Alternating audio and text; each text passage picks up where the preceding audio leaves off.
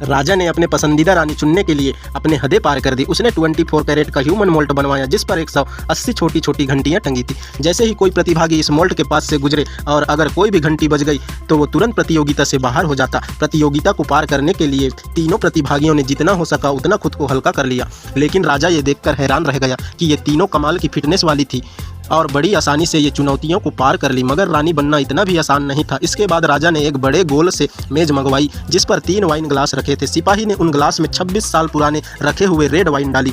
तीनों प्रतियोगी घबरा गई कि अब क्या होने वाला है। तभी राजा ने बताया कि इन 3 में से एक गिलास में जहर मिला है और जिसे भी छू भी जाए उसकी वही मौत हो जाएगी। तभी राजा ने 3 कैदियों को बुलाया जिन्हें कुछ पता नहीं था। जैसे ही उन्होंने वाइन पी, एक कैदी तड़पते हुए वहीं गिर गया। ये देखकर तीनों प्रतियोगी डर से कांप उठी। राजा ने तीनों कैदियों को वहां से हटवा दिया और 3 नए ग्लास मंगवाए। निष्पक्षता के लिए राजा ने आदेश दिया कि तीनों प्रतियोगियों के आंखों में पट्टी बांध दी जाए। फिर सिपाहियों ने दोबारा वाइन ग्लास में डाली और ग्लास का क्रम बदल दिया। जैसे ही पट्टियां हटाई गई उनमें से एक तुरंत अपने आप को प्रतियोगिता से बाहर कर लिया। उसने कहा रानी बनने से ज़्यादा जरूरी है जान बचाना। राजा ने उसकी बात मान ली, साथ ही 2 को भी बाहर निकालने का मौका दिया, लेकिन दोनों समझदार थी। अगर अब कोई पीछे हटता है तो सीधे सीधे रानी गद्दी गंवा देता। दोनों ने मुकाबला जारी रखने का फैसला किया। एक ने बिना हिचकिचाए ग्लास उठा के पी लिया और उसे कुछ नहीं हुआ। अब दूसरी थोड़ा घबरा गई। 2 ग्लास बचा था, लेकिन सोचते सोचते उसके दांत कांपने लगे। आखिरकार उसने ग्लास होठों तक ले तो आई मगर डर के मारे नीचे रख दिया। तभी पहली ने हिम्मत दिखाई और दूसरा ग्लास उठा लिया